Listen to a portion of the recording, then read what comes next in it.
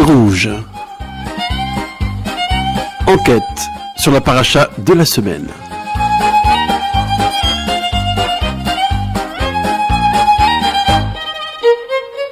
Aujourd'hui, parachat Miketz. Vaïhi Miketz, ce fut au terme de 2 années de jours. C'est un nouvel épisode qui s'ouvre. Nouvel épisode dans ce feuilleton dont le personnage principal est Joseph, Yosef. Nous l'avons laissé, la dernière section, la semaine dernière, au fond du trou. Après une cascade de récits, des récits très accidentés comme tendait à l'illustrer la morphologie graphique très heurtée, cette cascade aboutit à un silence. Un trou noir de l'oubli, Joseph est lâché par son ancien codétenu, lui réhabilité, et ce trou noir a duré 2 ans. Notre section cette semaine racontera la rupture de ce silence et la progression fulgurante de Joseph. Et la morphologie, là aussi graphique, l'illustre encore une fois. Elle est lisse, elle est massive, elle est en un bloc. Et cette progression fulgurante que nous allons découvrir aujourd'hui ne semble connaître aucun précédent. Joseph est-il une sorte d'Edmond Dantès qui ne se venge pas? Dantès, lui, se venge mais ne règne pas. Et comment on fait au fond pour devenir le maître de tous alors qu'on est esclave de tout au départ? Nous aurons donc dans le récit de temps l'ascension de Joseph et une fois l'ascension acquise et la politique conduite, la rencontre avec les frères. Voyons, pour commencer donc, l'ascension de Joseph, en hébreu Yosef. Après 2 ans d'oubli, le maître échanson en fin politique sera finalement, lui qui avait oublié Joseph, doublé par la providence. Une certaine nuit très agitée, Pharaon fait 2 rêves. Tiens, comme Joseph jadis, encore 2 rêves. Dans le premier rêve, il est célèbre, du Nil montent 7 vaches bien portantes, bien en chair. Elles sont statiques et paissent ainsi paisiblement. Et du même Nil montent ensuite 7 vaches chétives, laides, qui se tiennent près des premières, et les vaches maigres dévorent les vaches grasses, ce qui est contre nature et qui semble s'apparenter à des comportements extrêmes en cas de famine et de disette. Mais déjà, je m'avance un peu. Pharaon se réveille, puis retrouve le sommeil. Et le second rêve est encore plus fantastique. 7 épis poussent sur une même tige, ils sont beaux. Puis 7 plus chétifs poussent ensuite, avalent les premiers, ce qui ne se voit jamais, ne peut même pas s'envisager, pas même par la caricature, à l'instar des vaches maigres qui mangent les grasses. Pharaon est réveillé, et voici, ce n'était qu'un rêve, mais alors quelle impression désagréable. Il faudra, dans ce grand trouble que ressent Pharaon, trouver des interprétations. Il convoque pour cela tout ce que l'Égypte compte de sages, de mages, leur livre son récit, et là, contre toute attente, aucune interprétation ne vient. Le Midrash dira que toutes celles invoquées, proposées, sont sans effet sur Pharaon, qui les trouve trop minces, trop maigres.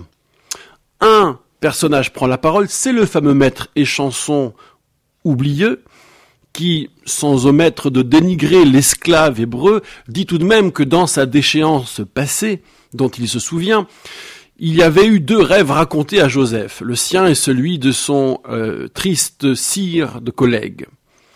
Et ces 2 rêves étaient d'ailleurs contradictoires, l'un invoquait la vie, la réhabilitation, l'autre la mort, l'exécution. Et évidemment, l'occasion est trop belle, semble-t-il, le maître échanson a pu convaincre. Joseph, sur ordre, est tiré de son trou, lavé, rasé et présenté devant Pharaon. Le voici en face du monarque. La requête de Pharaon, qui raconte son, dit à Joseph pourquoi on l'a fait venir, reçoit la réponse immédiate de Joseph, c'est pas moi, c'est Dieu, Elohim, qui résout les rêves. C'est curieux, cette effronterie inutile, faut-il, alors qu'on n'est encore qu'un esclave, certes sollicité, engager un combat théologique? Est-ce bien le moment? Et quelle est cette finalité? Là, grand mystère. Pharaon livre son récit, quelques petites nuances, parce qu'en réalité Joseph va interpréter le récit que fait Pharaon plus que le rêve lui-même tel que nous, lecteurs, nous le connaissons. Pharaon ajoute notamment, je n'ai jamais vu de vache aussi laide s'agissant des vaches maigres. Et puis, quand elles mangent les vaches grasses, on sent que les vaches grasses viennent en elles, mais on ne le voit pas. Elles sont toujours aussi chétives, toujours aussi laides. J'ai raconté aux mages, dit Pharaon, son succès. Et là, on peut passablement s'étonner, comme on connaît l'interprétation de la grille de lecture économique de Joseph, que les mages, si prodigieux, si sages justement, si perspicaces, n'aient pas vu ce que Joseph voit. Le Midrash dira, ils ont envisagé de dire, tu gagneras 7 provinces, tu les perdras, tu auras 7 filles, tu les perdras. Mais enfin, des vaches, du blé, le Nil, évidemment que cela parle d'économie. Si vous voulez investiguer sur cette question, reportez-vous à Rashi qui, pour commenter le mot Nil, Yehor, dira effectivement Yehor veut dire une rigole, c'est un fleuve bordé d'un réseau de part et d'autre de rigoles. Et cette note qui vient tardivement, alors que le mot Yehor apparaît bien avant dans le texte biblique, dans la Torah, peut-être le moment de l'intervention de ce commentaire fait sens dans la mesure où il s'agit bien de se rappeler qu'en Égypte, on ne mourait pas de faim, on ne pouvait pas mourir de faim. La famine n'était pas un sujet, tout simplement parce qu'on n'était pas tributaire de la pluie.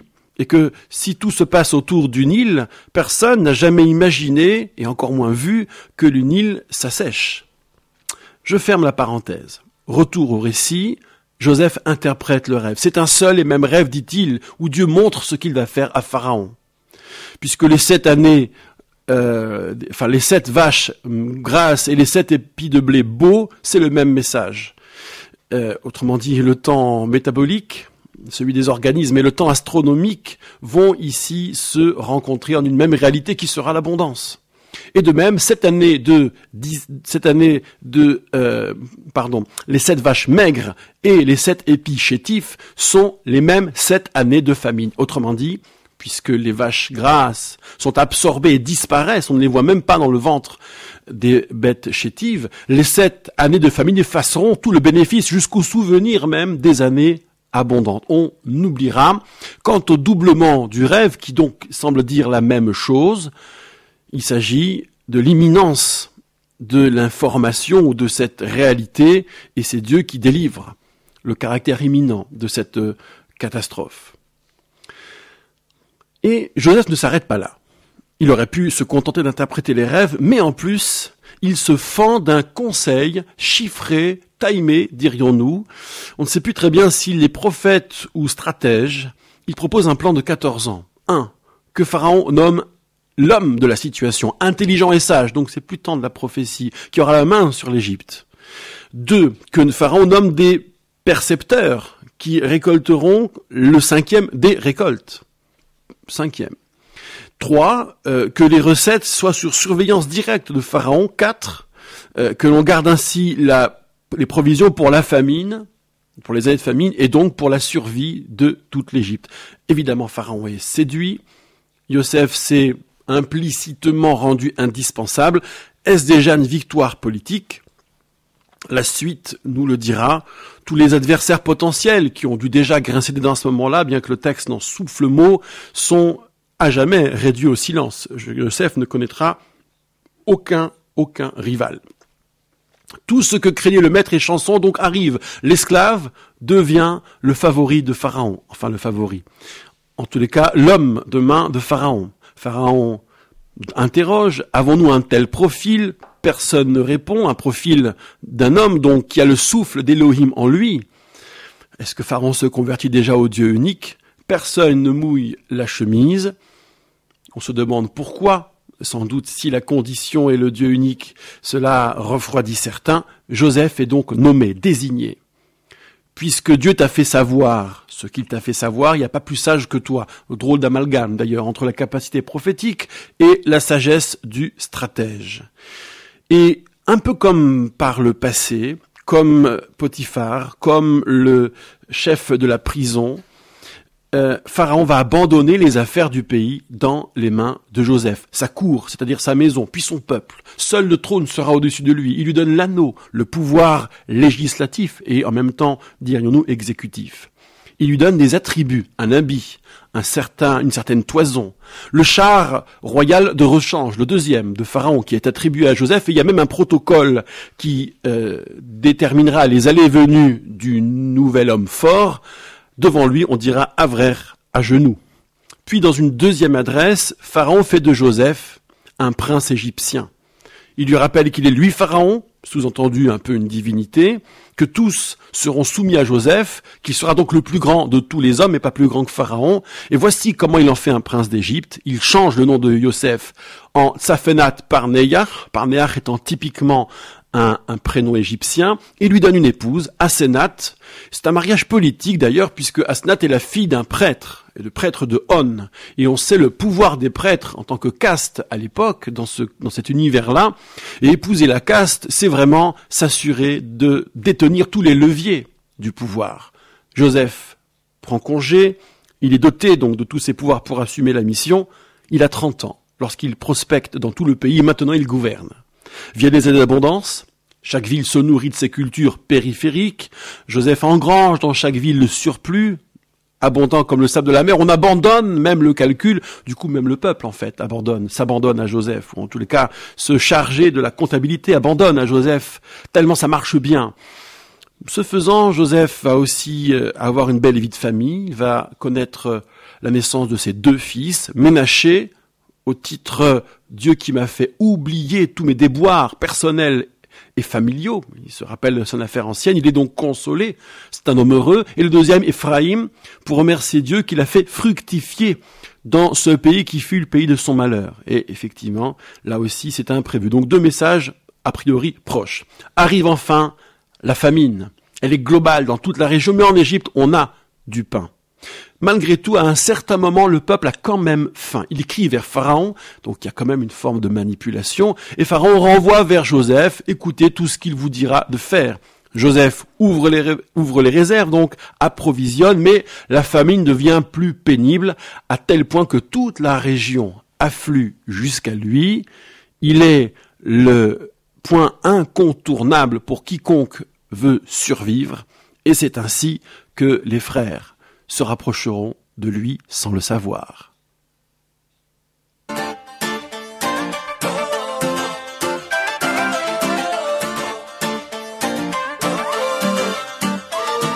רבות עבר העם הזה בדרך, ואני הולך עם ראש למעלה, כל אחד הוא בן או בת של מלך. ככה היה, וככה זה גם עלה, יהודי עם נשמה בוערת. בכל מקום ובכל ארץ לא רוצה שיהיה אחרת. יהודי אני, זה משהו נצחי. בני אברהם, יצחק ויעקב, בני שרה רבקה רחל ולאה. בני אברהם, יצחק ויעקב, בני שרה רבקה רחל ולאה. עברי אנוכי ויעש השם אלוקי השמיים אני יורד. עברי אנוכי ויעש השם אלוקי השמיים אני יורד. עברי אנוכי ויעש השם אלוקי השמיים אני יורד. עברי אנוכי ויעש השם אלוקי השמיים אני יורד. A little bit of history I've been through. Ask me where I'm from, and I will tell you I'm a Jew, and every Jew's a proud Jew. Not just me, my sisters and my brothers. Never be ashamed to be a proud Jew. It's not what you've done, it's how he made you. So sing this song and spread the pride around you. Yehudi ani, eternally. Bnei Abraham, Yitzchak v'Yaakov, Bnei Sarah Rivka, Rachel v'Leah. Bnei Abraham, Yitzchak v'Yaakov, Bnei Sarah Rivka, Rachel v'Leah. Ivri anoichi v'yes Hashem elikei hashamayim ani yoreh. Ivri anoichi v'yes Hashem elikei hashamayim ani yoreh. Ivri anoichi v'yes Hashem elikei hashamayim ani yoreh. Ivri anoichi v'yes Hashem elikei hashamayim ani yoreh. Ivri anoichi v'yes Hashem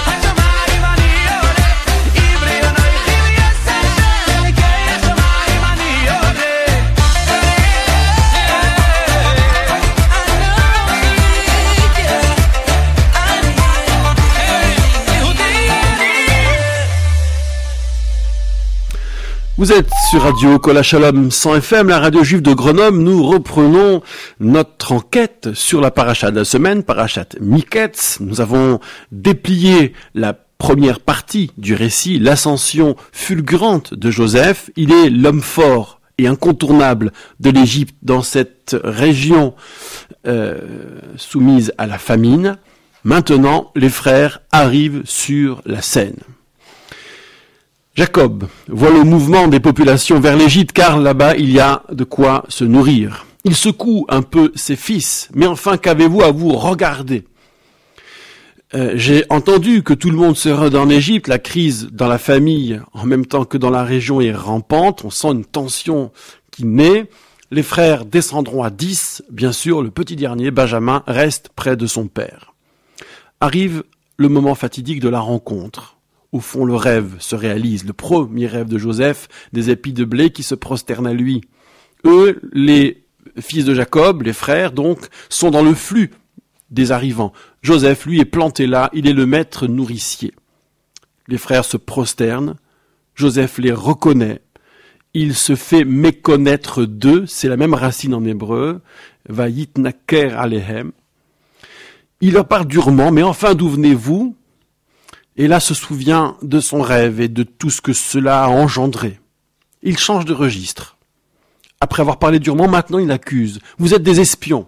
Vous êtes venus voir l'intimité du pays, c'est-à-dire en fait les failles pour le renverser, ce pays. Les frères évidemment s'en défendent. Ils révèlent qui ils sont. 12 frères en tout, un disparu et un resté près du père, tous du même père en Canaan. Mais Joseph persiste dans son accusation, cette confidence ne le met pas manifestement en confiance. Et il administre un premier test de vérité. Ramenez-moi donc le petit frère.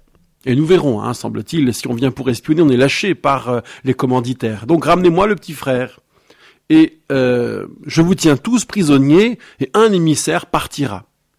Il les maintient donc 3 jours en prison. Donc eux aussi connaissent sur une durée très limitée les affres de la détention. Et un nouveau test est administré par Joseph, revisité. Cette fois-ci, les conditions ont changé. Faites d'abord tout ce que je vous dirai de faire pour vivre, car je crains Elohim, leur dit Joseph. Première surprise, l'ambiguïté, le mystère va planer. Les frères ne sauront pas exactement à qui ils ont affaire et surtout ceux qui leur arrivent. Et cela va aller de mal en pis. Joseph garde un otage. Ce sera Simon, on le découvrira ensuite, et vous ramènerez du blé chez vous et reviendrez avec votre petit frère. Lamentation des frères qui se sentent coupables à voix haute, là, d'avoir été sourds au malheur de ce frère déchu, dont ils n'ont pas entendu la complainte, la supplique. Son sang nous est réclamé, et Ruben qui surenchérit, je vous l'avais bien dit. Ils ne savaient pas, les frères, que Joseph comprenait tout. La présence d'un interprète aura fait diversion. Joseph se retire pour pleurer. Quelle est donc l'émotion qui l'étreint à ce moment-là? Nous pouvons nous le demander. Puis il revient à eux, prend Simon en otage comme convenu. Les frères retournent à Canaan. Sur ordre de Joseph, leurs sacs sont remplis de blé et, discrètement, l'argent est rendu à chacun. Le tout est assorti des provisions pour le voyage. Lors d'une escale, l'un des frères se rend compte que l'argent, lui, a été rendu. Il s'en ouvre aux autres qui sont terrifiés. Ils ne comprennent pas, au fond, ce que Dieu veut faire d'eux. Est-ce que c'est un châtiment ou pas? Cette nouveauté-là les rend perplexes et inquiets. Et puis, arrivé devant Jacob, c'est la crise familiale à son paroxysme. Il livre, les frères, un récit complet, et tous vident leurs sacs, tous ont l'argent rendu du blé acheté. Eux, leur père, tout le monde, est dans la terreur. Jacob accuse ses fils de tous ses malheurs. Et Joseph, et Simon, et maintenant Benjamin, « Alai hayu chulana, j'ai tout eu sur moi, dira-t-il, sur moi. » Ruben fait une première proposition. Alors dans ces récits, c'est toujours Ruben qui intervient en premier, mais très excessif, et c'est Judas qui prendra le relais, nous le verrons ici encore. Ruben propose que les 2 fils, ses 2 fils, soient retenus otages chez Jacob, qu'il en dispose jusqu'à la mort s'il le faut. C'est assez déraisonnable et surprenant. « Donne-moi Benjamin, dit-il, et je le ramènerai. » Donc la confiance règne, garant, ou plutôt gage contre enfant. Jacob refuse. parce qu'il se dit que Benjamin court un risque, ne serait-ce que sur la route, sur le chemin. Mais la famine se fait plus forte. Les provisions s'achèvent et le père n'a d'autre choix que de réagir. C'est ce qui va se passer à la demande de Yehuda, Juda, l'autre frère qui intervient, qui est le 4e dans l'ordre d'arrivée des frères. Il rappelle les conditions, puisque Jacob demande qu'on aille chercher du blé. Mais ce n'est pas sans condition, dit Juda. L'homme, le maître de l'Égypte, nous avait dit quoi faire. Jacob se lamente, là encore. Mais pourquoi avez-vous parlé de votre petit frère à la fin? Pouvions-nous savoir, lui répond Juda. Je me porte garant moral. Juda ne confie rien, ni ses enfants, ni quoi que ce soit. Garant moral, donc, j'aurais fauté contre toi à jamais si je ne ramène pas l'enfant. Entre-temps, nous avons déjà perdu beaucoup de temps. L'ordre de mission est donc donné. Jacob demande que des offrandes soient préparées, de parfums et de fruits locaux, donc le tout très raffiné, que l'argent en double soit emmené pour rendre ce qui a été donné par erreur, rendu par erreur, et payer les nouvelles provisions, et qu'on emmène donc le petit frère. Jacob bénit le convoi au nom de El Shaddai, et se dit maintenant, je suis prêt au pire, Ka'asher Shacholti Shachalti, un peu comme la reine Esther. Retour devant Joseph. Il les voit avec Benjamin, les invite à table. Les frères ne comprennent pas, invoquent le problème de l'argent, en parlent à la porte avant d'entrer dans la maison, dans le palais de Joseph. Voici l'argent, voici ce qui s'est passé. Joseph dit non, pas du tout, cet argent ne manque pas, c'est Dieu qui a payé pour vous alors. Il leur rend Simon, donc on est complètement délivré de toute angoisse a priori, même si un mystère plane. Les offrandes sont données à Joseph une fois introduit dans le palais. Comment va votre père? Est-ce qu'il vit toujours? Et lui, c'est bien votre petit frère. Joseph lui délivre une bénédiction filiale, affectueuse, et se retire pour pleurer. C'est la 2e fois. Se lave le visage, s'apaise pour revenir dans ce conciliabule inédit. On se dispose pour le repas, les Égyptiens à part, les Hébreux à part, et Joseph fait s'asseoir, chacun selon son âge, les frères, à l'étonnement général. Comment a-t-il pu savoir, lui, qui vient avant qui? Il offre des cadeaux, fait offrir des cadeaux 5 fois plus pour Benjamin, et le festin devient joyeux, on s'enivre et on oublie tout. Et c'est là que le piège va se refermer. Joseph donne discrètement l'ordre de remplir les sacs de blé et d'argent, encore une fois, et la propre coupe personnelle de Joseph, sa coupe d'or, sera mise dans le sac de Benjamin. Au petit matin, le convoi repart, puis Joseph envoie faire poursuivre le convoi. Pourquoi rendre le bien pour le mal? Pour le bien, dit l'émissaire. Les frères démentent, puisque leur attitude passée parlait pour eux, ils avaient rendu l'argent. Et puis, si on trouve la coupe du maître de Joseph du maître de l'Égypte dans l'un de nos sacs, eh bien que celui-là devienne esclave à jamais, et c'est la catastrophe, puisque c'est dans le sac de Benjamin que la coupe est trouvée. C'est le deuil, la consternation, chacun déchire son vêtement, retour à la ville, au palais de Joseph, Yehuda est en tête, c'est lui qui assume tout. Joseph fait savoir sa colère, il leur dit qu'il est mage, qu'il a deviné tout cela. Ils sont ventre à terre. Nous sommes tous tes esclaves, dit-il. Et Joseph dit, mais non, à Dieu ne plaise, Khalila. Seul le voleur sera mon esclave. Vous rentrez en paix chez votre père. Et là, la paracha s'arrête. La graphie même marquera un espace avec la section de la semaine prochaine, alors que nous sommes en plein milieu de l'intrigue. Le temps est complètement suspendu, en plein paroxysme, en plein suspense, en pleine angoisse. Que va-t-il advenir? Comment les masques vont tomber? Nous ne saurons que la semaine prochaine. Juste après cette pause, maintenant, un regard d'ensemble pour tirer notre fil rouge.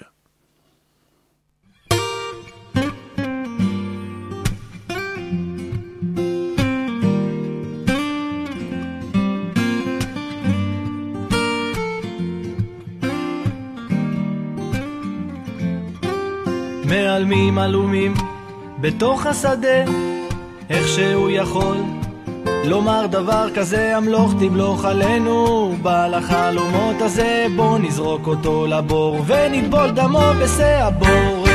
אין בו מים, יש בו נחשים ועקרבים ויראת שמיים, פחד שכל כך חותך, רק הולך ומתלהט. אלוקים תעזור לבינתיים, שיירה של עבדים נכנסת למצרים, בנות צדל לשורן חומות ביניים, עגילים וטבעות זורקות רק את פניו לראות, בן פורת יוסף, בן פורת עלי יין. עוד יוסף חי ומלך במצרים, יש לו שני בנים מנשה ואפרים. עוד יוסף חי, עוד יוסף די ברחמים, תפדה את ירושלים. עוד יוסף חי ומלך במצרים, יש לו שני בנים מנשה ואפרים. עוד יוסף חי, עוד יוסף די ברחמים, תפדה את ירושלים.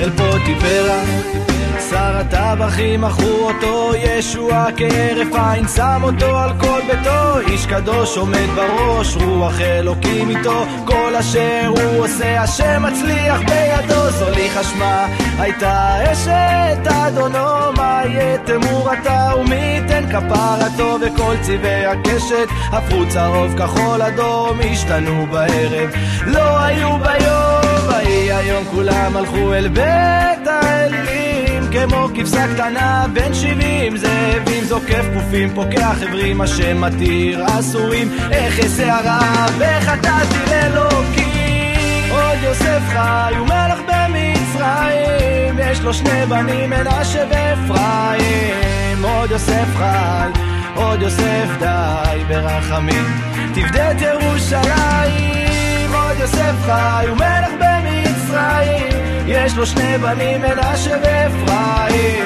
עוד יוסף חי, עוד יוסף די ברחמים, תפדה את ירושלים.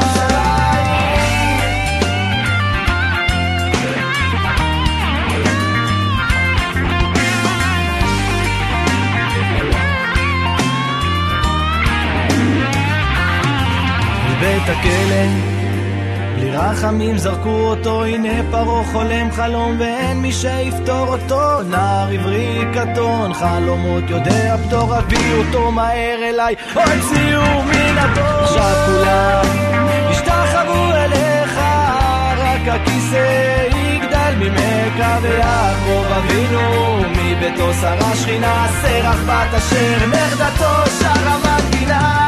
עוד יוסף חי ומלך במצרים, יש לו שני בנים מנשה ואפרים. עוד יוסף חי, עוד יוסף די ברחמים, תפדה את ירושלים. עוד יוסף חי ומלך במצרים, יש לו שני בנים מנשה ואפרים. עוד יוסף חי, עוד יוסף די תפדה את ירושלים.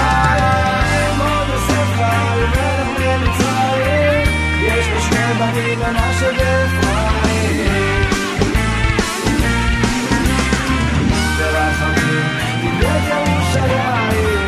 עוד יוסף חי, עוד יוסף די ברחמים, תפדה את ירושלים.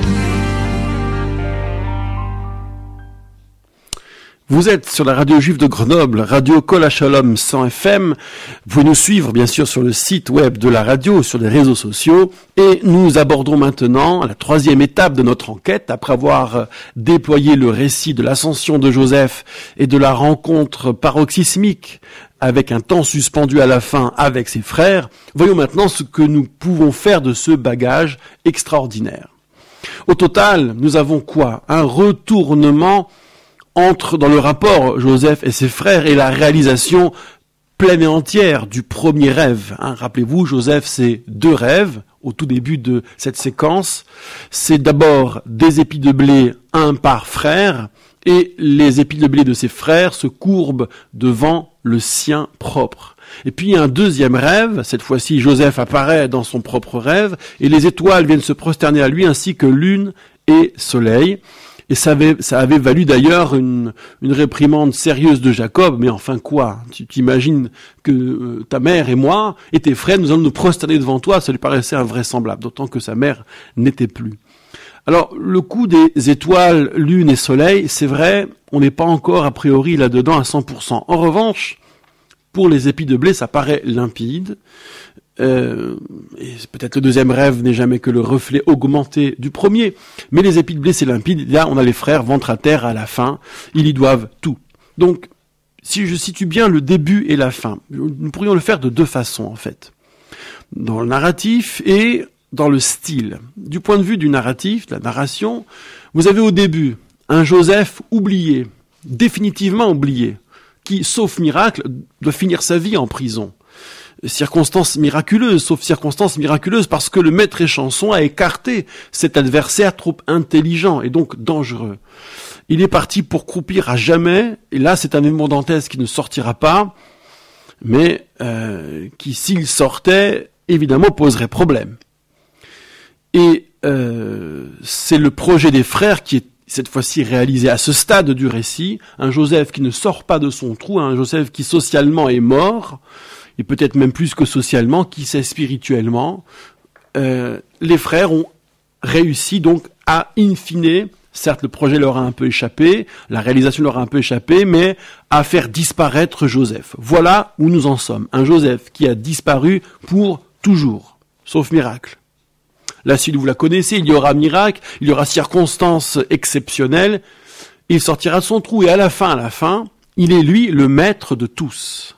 Et ses frères sont ses esclaves définitifs à ce moment de la fin, donc du récit de notre paracha. Ils sont ventre à terre, et s'il leur dit négligemment qu'ils ne gardent que Benjamin et qu'eux peuvent rentrer, en plus il le dit paisiblement, c'est assez pénible, Alou les shalom et la vichem, vous allez rentrer tranquillement chez votre père, comme si tout allait bien, alors que c'est la catastrophe.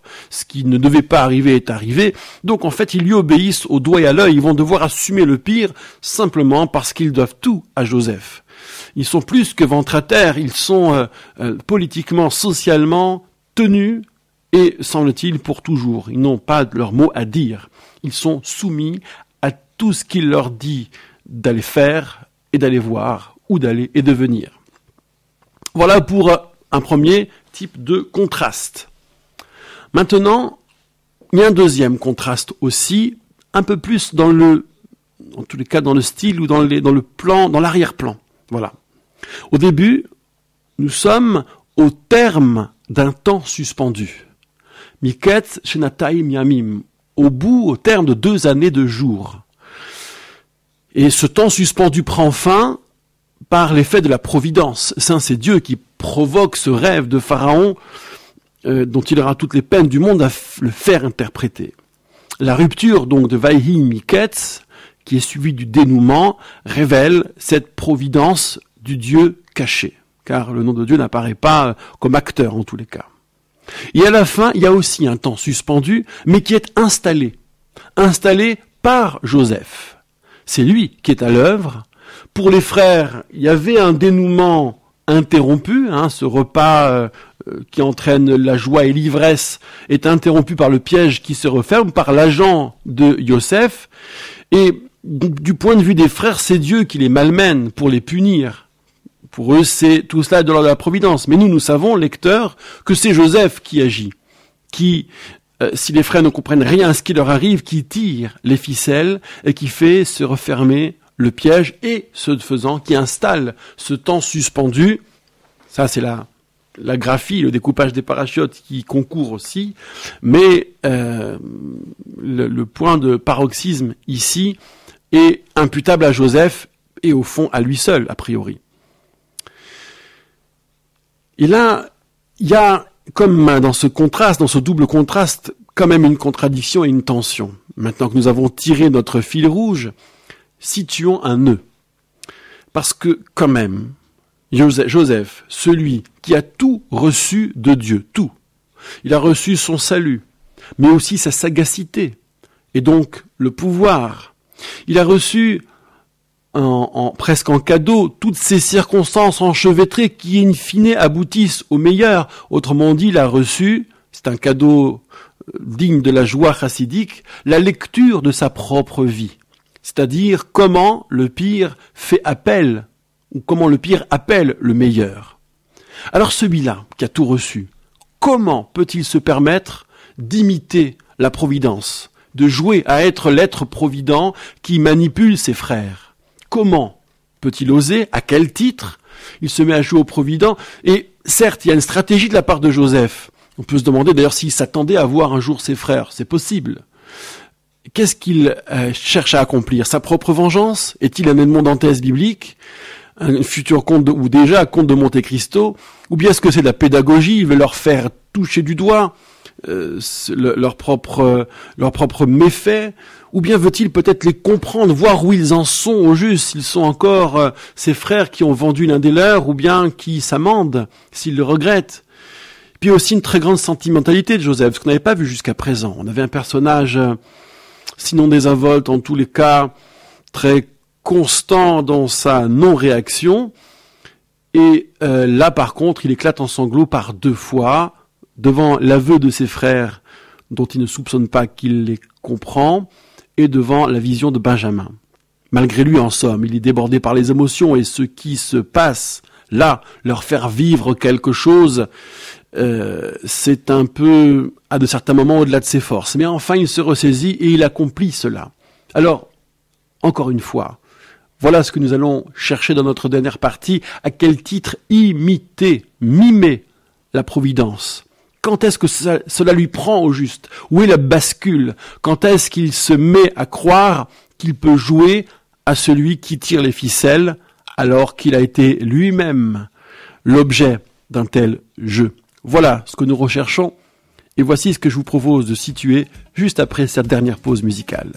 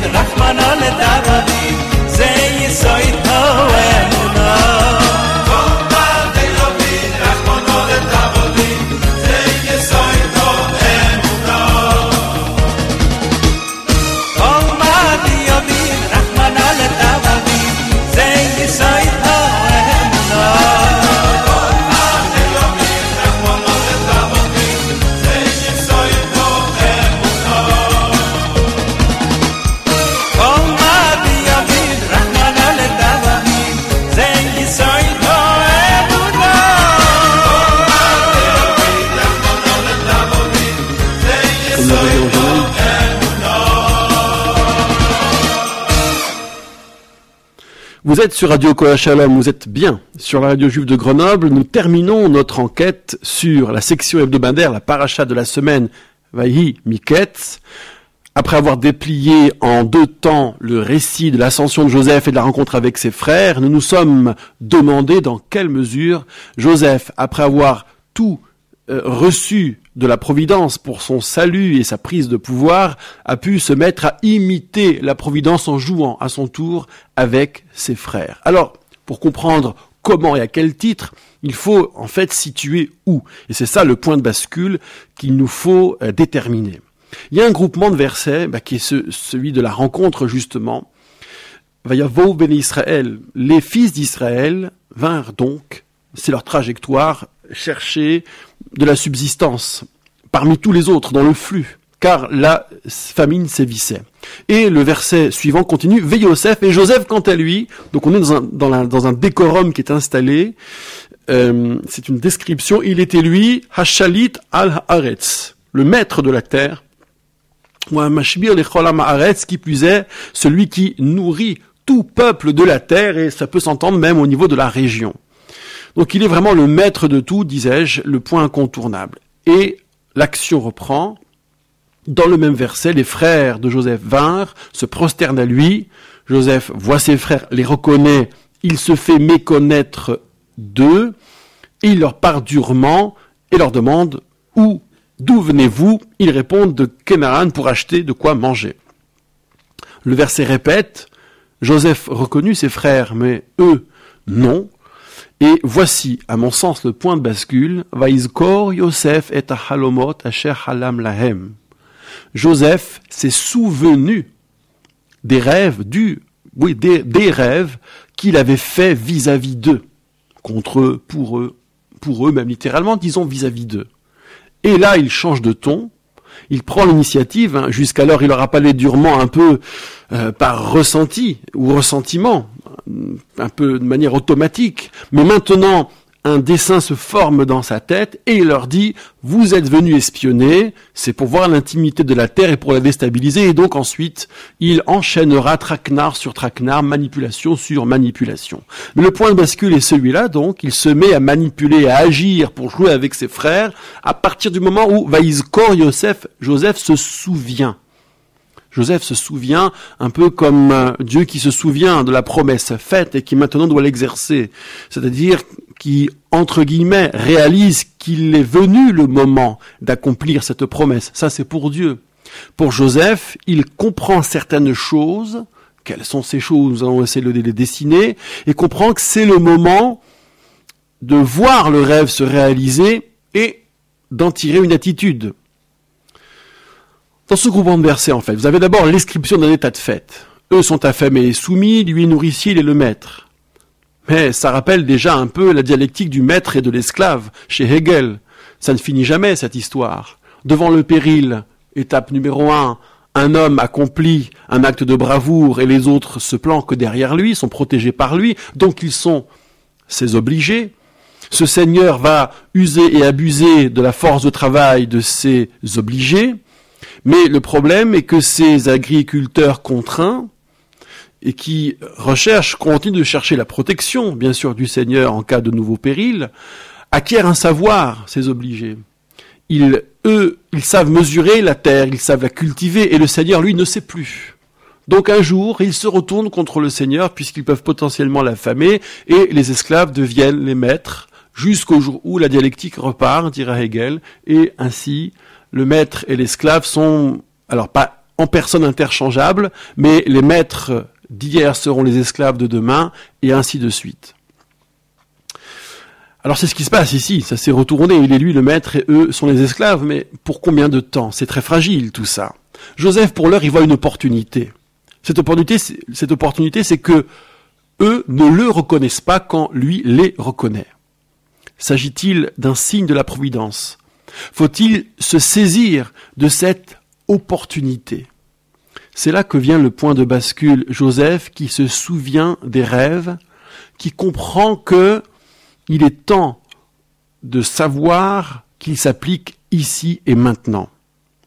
Comme s'il n'avait pas compris depuis longtemps. Et c'est d'ailleurs curieux, Joseph n'a pas interprété son propre rêve.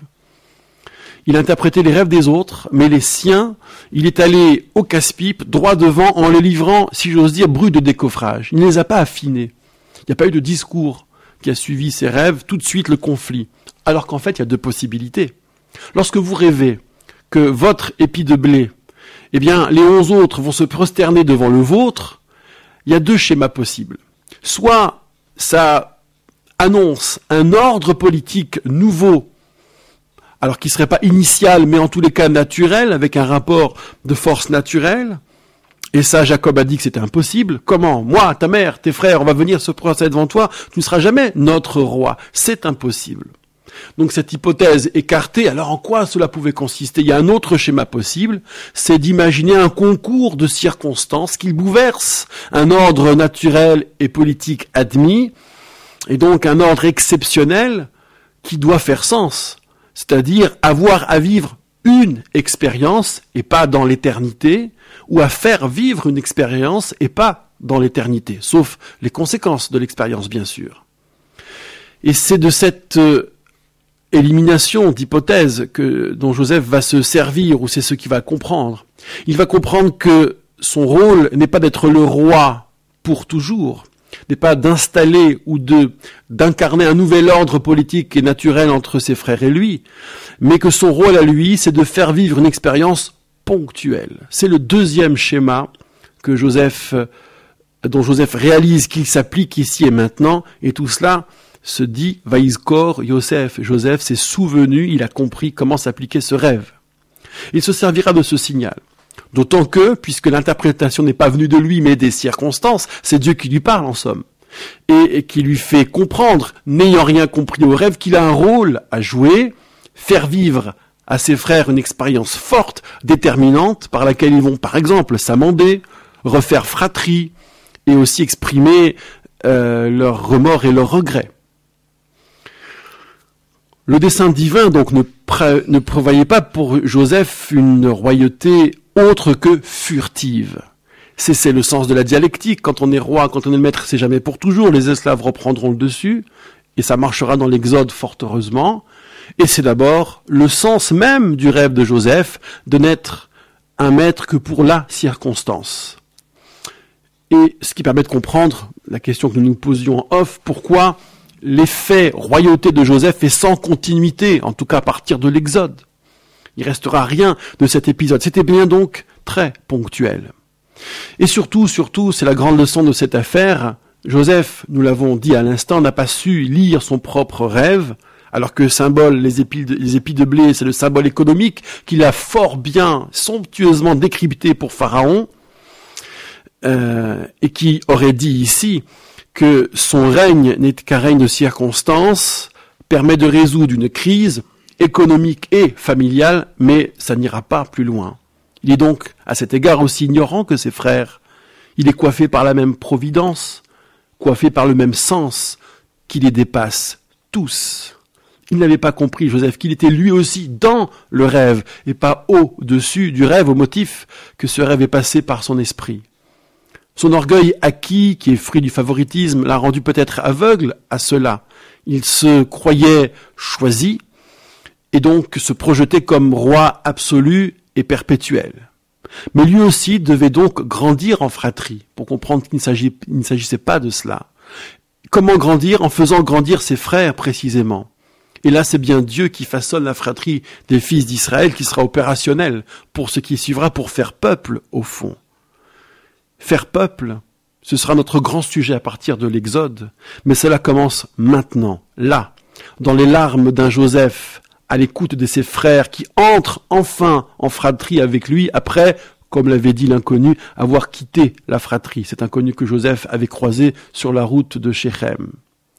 C'est aussi les larmes de Joseph à la vision de Benjamin traité comme un petit frère par les autres, bien comme il faut, et dans ces larmes-là, tout le monde aura grandi, les frères et Joseph, et ainsi, maintenant que nous sommes prêts à faire peuple, il ne reste plus qu'à faire tomber le masque.